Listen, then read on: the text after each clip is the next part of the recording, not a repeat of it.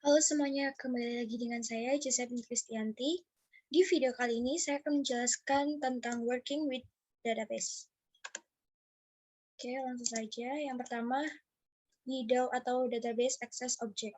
YDAO dibangun atas dasar PDO atau PHP Data Objects. PDO merupakan extension yang menyediakan antar muka untuk mengakses database menggunakan bahasa PHP. YDAO menyediakan Object-Oriented API untuk mengakses database relasional. YDAO merupakan dasar untuk metode pengaksesan database secara lebih advance seperti Query Builder dan Active Recorder. YDAO dapat langsung mendukung DBMS berikut ini, yaitu yang pertama MySQL, kemudian MariaDB, SQLite, PostgreSQL, dan seterusnya. Lanjut ke koneksi ke database. Untuk dapat mengakses database, Anda harus terhubung ke database tersebut dengan cara membuka instance dari YDB Connection. Akses ke database seringkali dilakukan dari beberapa tempat berbeda. Koneksi database akan lebih tepat jika dikonfigurasikan pada application component. Nah, kita lihat script di atas ini. Jadi seperti itu. Kemudian Anda dapat mengakses koneksi ke DB di atas melalui appdb. Konfigurasi di atas merupakan contoh koneksi ke database MySQL. Untuk database lain, pastikan nilai dari properti DSN diisi dengan nilai yang sesuai dengan database server yang digunakan. Sebagai contoh, nilai properti DSN untuk database PostgreSQL adalah pgsql host sama dengan localhost, port sama dengan 5432, dbname sama dengan my database. Menjalankan SQL query. Untuk menjalankan SQL query, panggil fungsi create command dan memasukkan SQL query sebagai parameternya. Kemudian panggil salah satu dari beberapa metode eksekusi yang tersedia. Kita lihat script di samping ini. Catatan, untuk menjaga presisi, data yang diambil dari database selalu direpresentasikan sebagai string atau teks, walaupun tipe data dari kolom pada tabel adalah numerik. Lanjut ke binding parameters. Untuk menghindari serangan SQL injection, Anda harus menggunakan pendekatan binding parameters. Pendekatan ini juga dapat meningkatkan performa dari statement SQL. Anda dapat menggunakan metode yaitu bind value, bind a single parameter value, kemudian bind values, bind multiple parameter value in one call. Kemudian bind param, yaitu similar to bind value, but also support binding parameter reference. Nah, lihat contoh di samping ini.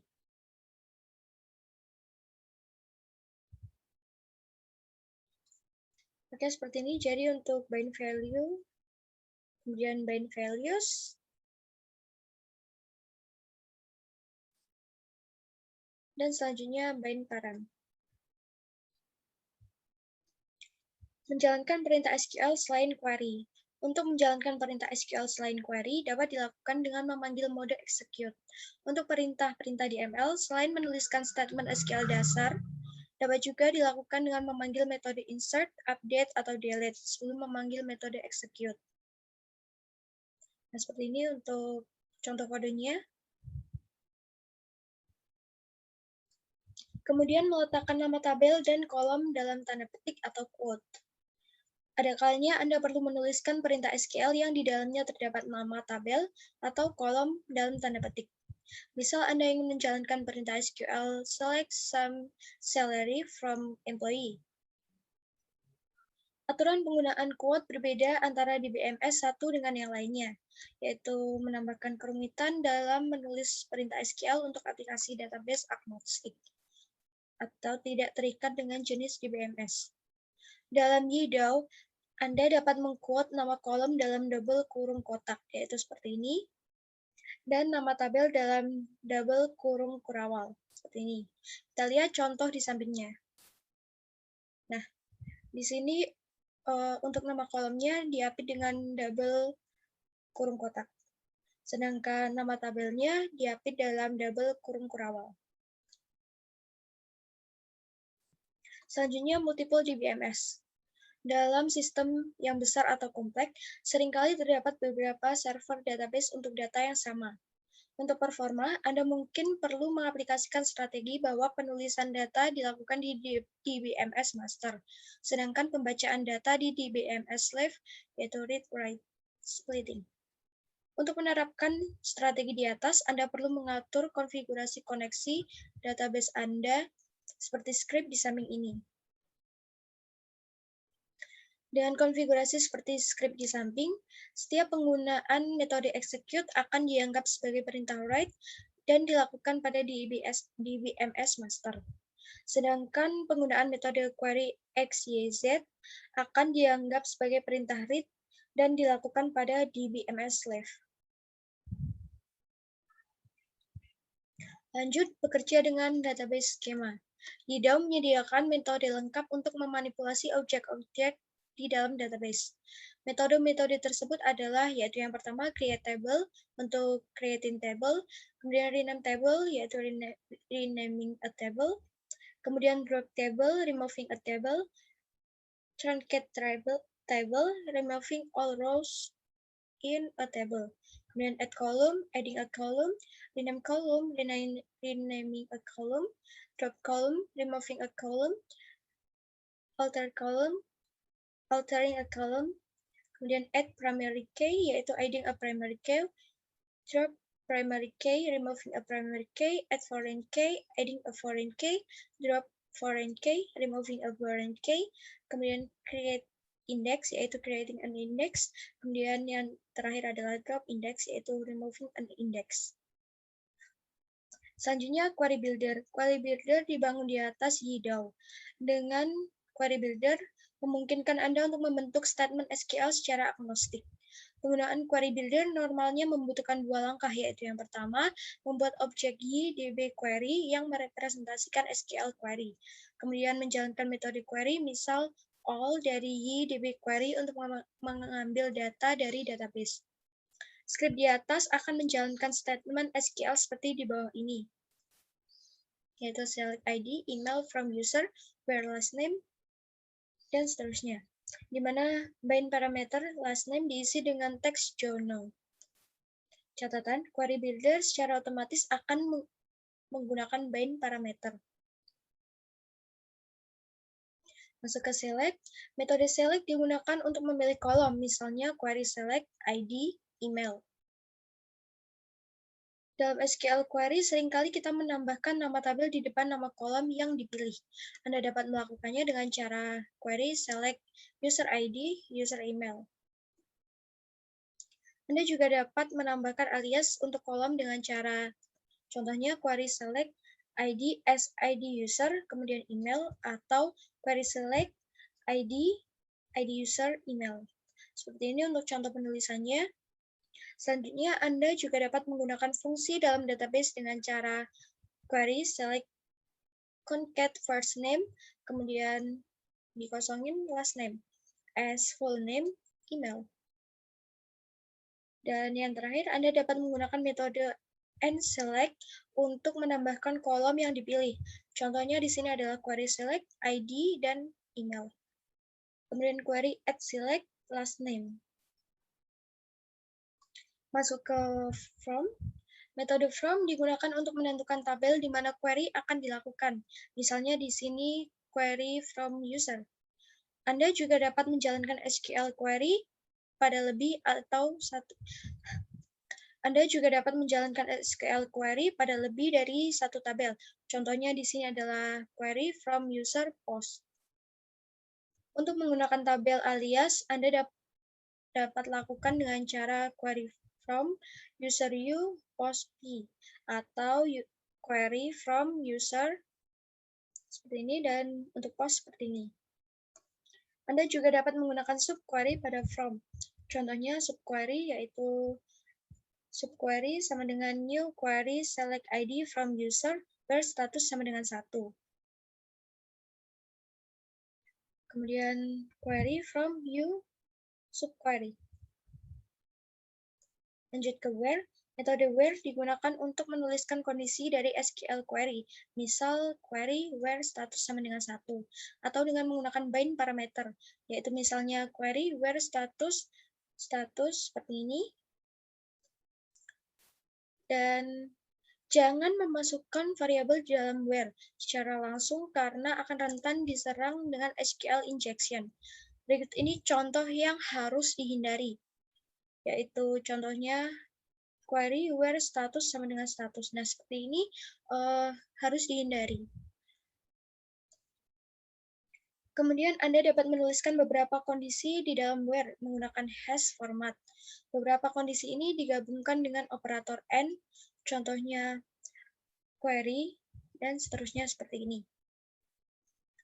Anda juga dapat menggunakan subquery pada where, contohnya adalah kode di bawah ini. Berikutnya adalah AND-where dan OR-where. Metode AND-where and OR-where digunakan untuk menambahkan kondisi di dalam sebuah query. Misalnya di sini status sama dengan 10, search sama dengan y. Nah, query where status sama dengan status, kemudian query and where like title search. Kode di atas akan mengenerate query seperti berikut ini.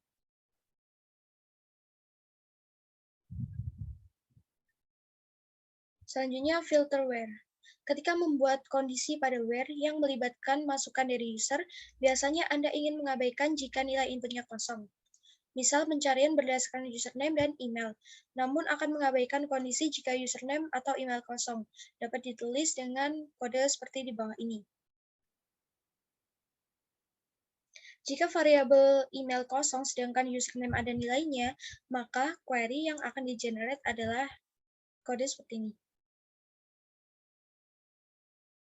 Mirip dengan metode AND-where dan OR-where, Anda juga dapat menggunakan metode AND-filter-where dan OR-filter-where untuk menambahkan kondisi di dalam sebuah query. Selanjutnya order by, group by, dan having. Pengurutan order by digunakan untuk menentukan bagian order by pada sebuah SQL. Contohnya adalah kode di bawah ini.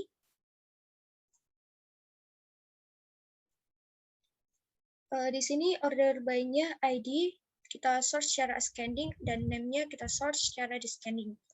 Anda juga bisa menambahkan kolom pada bagian order by pada sebuah SQL dengan memanggil metode addOrderBy.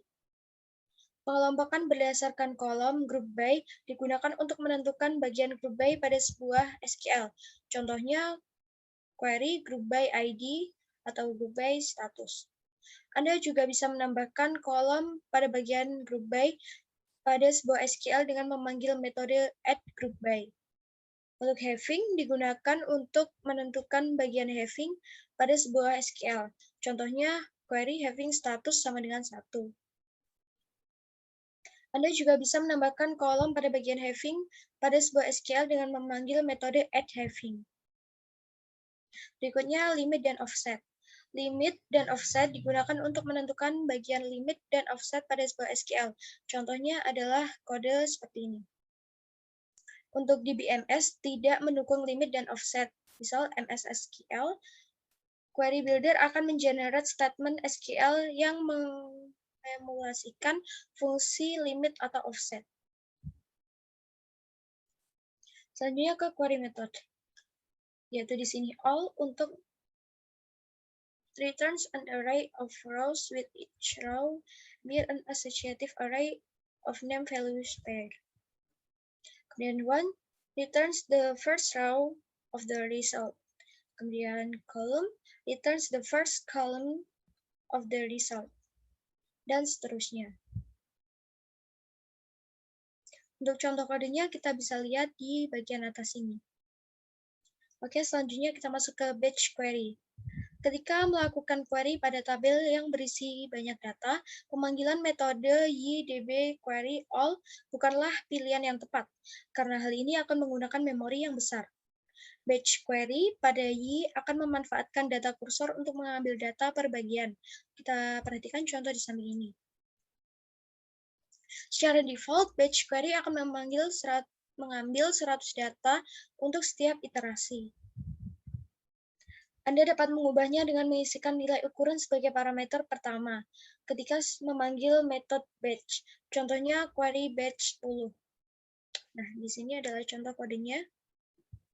Selanjutnya, active record atau AR.